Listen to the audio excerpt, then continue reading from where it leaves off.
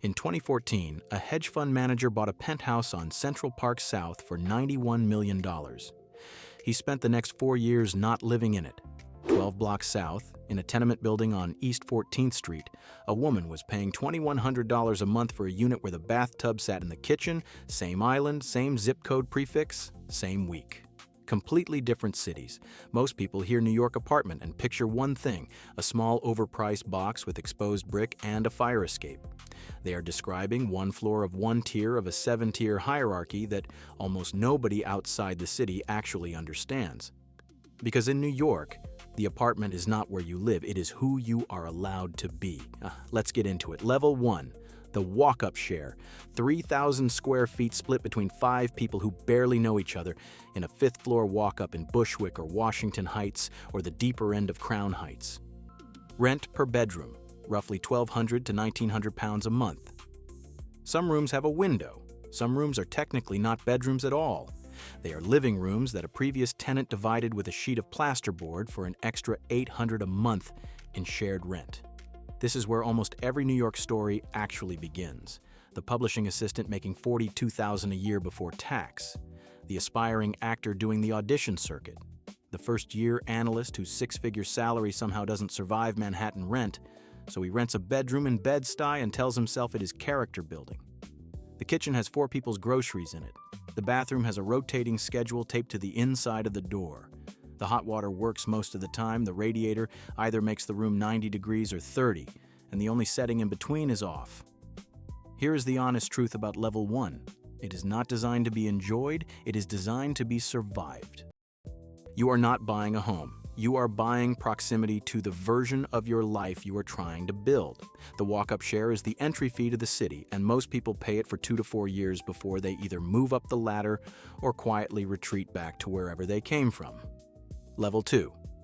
The first one-bedroom, $2,800 to $4,500 a month, depending on neighborhood and whether the building has an elevator. This is the apartment people brag about because it is the first one that genuinely belongs to them. A door that opens onto a hallway that connects to a kitchen and a bathroom and a bedroom that is theirs alone. The promotion came through, the relationship stabilized, the roommate moved to Brooklyn, and the math suddenly worked on its own. The kitchen has a dishwasher which sounds trivial until you have spent 3 years without one. The bathroom is small, but it is yours. The bedroom fits a queen bed and a dresser and not much else, but the bedroom has a door and the door closes. This is where New York starts to feel sustainable. The math is brutal. After tax, the rent is still eating 35 to 45% of take-home pay. But the trade is real. You sleep through the night, you cook without negotiating counter space, you bring people home without sending a group text first. The first one-bedroom is the apartment where you stop describing yourself as someone who is new to New York and start describing yourself as someone who lives in New York. Level 3. The Doorman Building, $4,500 to $8,500 a month for a one-bedroom in a full-service rental. Murray Hill, the Upper East Side, increasingly Long Island City, and parts of downtown Brooklyn. This is where the apartment stops being just an apartment and starts being infrastructure. A doorman accepts your packages, a concierge holds your dry cleaning. A super answers within the hour, not the week.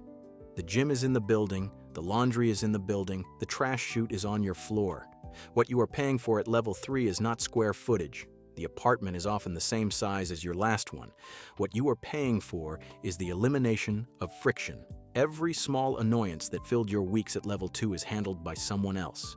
The package that needed to be signed for, the handyman who never showed, the midnight run to the laundromat in the rain, gone. You will spend an extra $2,000 a month for that elimination, and you will tell yourself it is worth it, and for most people who can comfortably afford it, it actually is.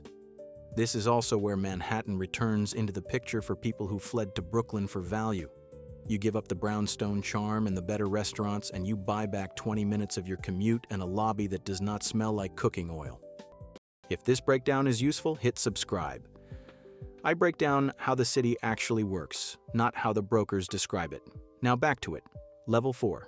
The classic 6. $6,000 to $15,000 a month, or $1.5 million to $3.5 million to buy.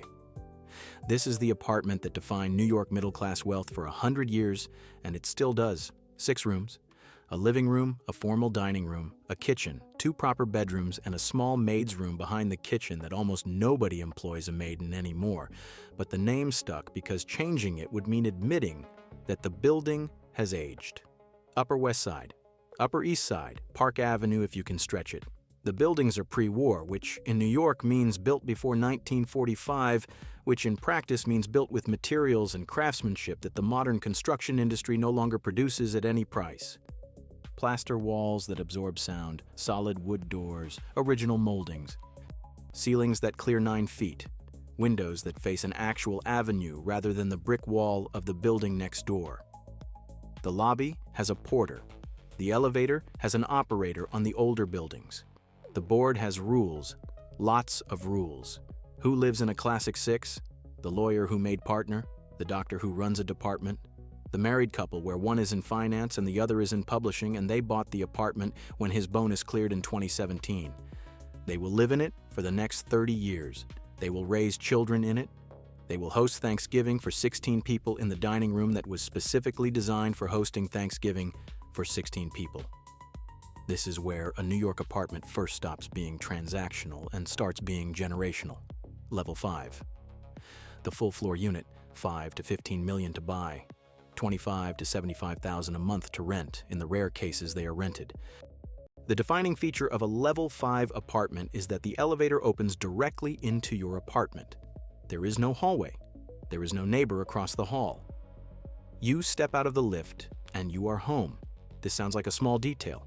It is not. The private elevator landing reorders your relationship to the building. You no longer share a corridor with anyone. The apartment occupies the entire floor, which means windows on 4 sides, which means light from every direction at every time of day. 3 to 5 bedrooms, a library, a formal living room, a separate family room, a kitchen the size of most studio apartments, staff quarters that are actually used, park views on at least 2 exposures, 5th Avenue, Park Avenue, Central Park West. The co-op boards at this level are not screening for credit scores.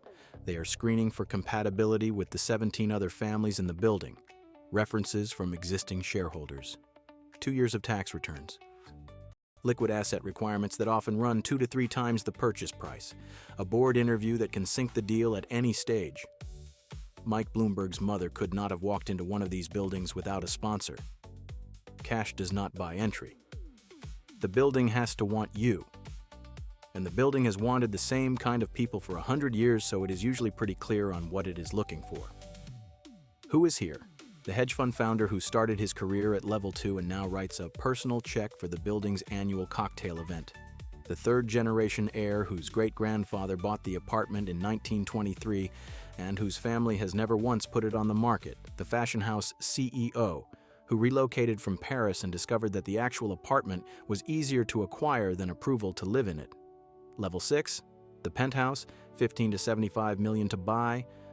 The top floor of a building or the top several floors with terrace space measured in thousands of square feet. Outdoor space in Manhattan is the rarest commodity the city produces, and the penthouse is the architectural answer to that scarcity. The building was likely constructed in the last 20 years. 432 Park. 220 Central Park South. 157. The condo tower replaced the co-op as the dominant high-end ownership structure because condo boards do not interview buyers. They check that the wire cleared. Foreign buyers, anonymity through LLCs, the entire opacity infrastructure that the modern luxury condo market is built on, none of that works at a Park Avenue co-op. At a level 6 condo tower, it is the entire point. The apartment itself is what most people picture when they hear New York penthouse. Double-height ceilings, floor-to-ceiling glass on every exposure. Central Park spread out below you like a private garden you happen to share with 8 million other residents.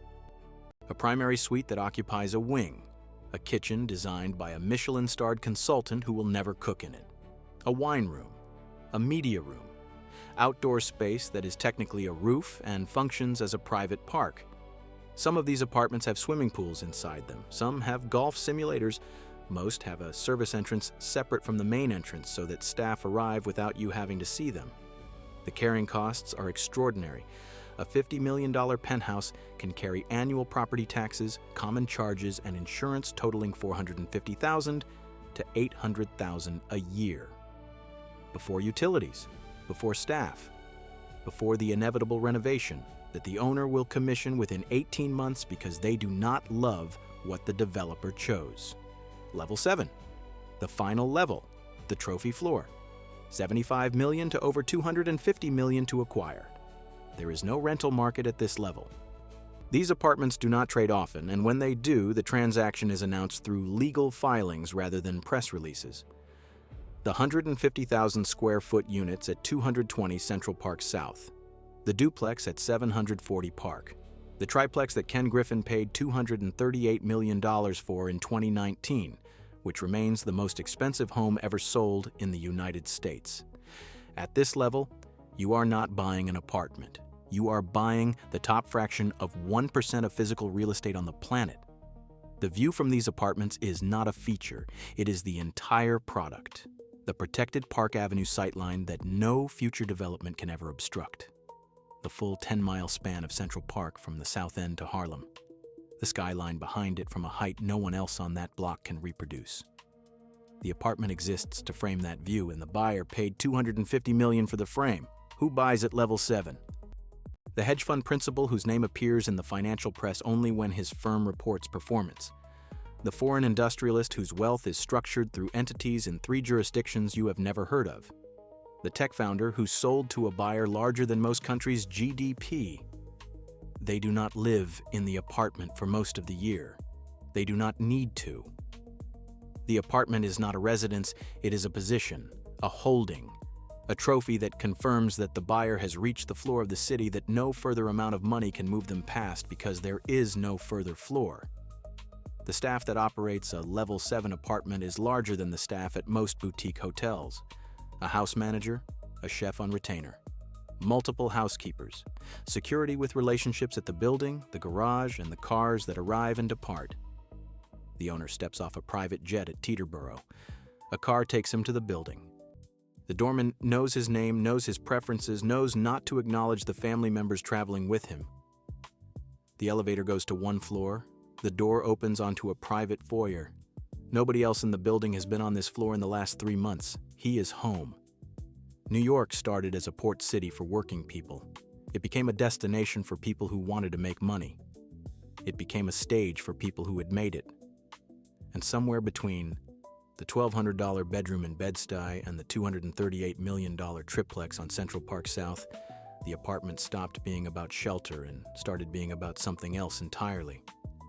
The analyst sharing a 5th floor walk-up and the principal in the trophy floor on Central Park South are doing the same thing. They are buying the version of New York they can currently afford.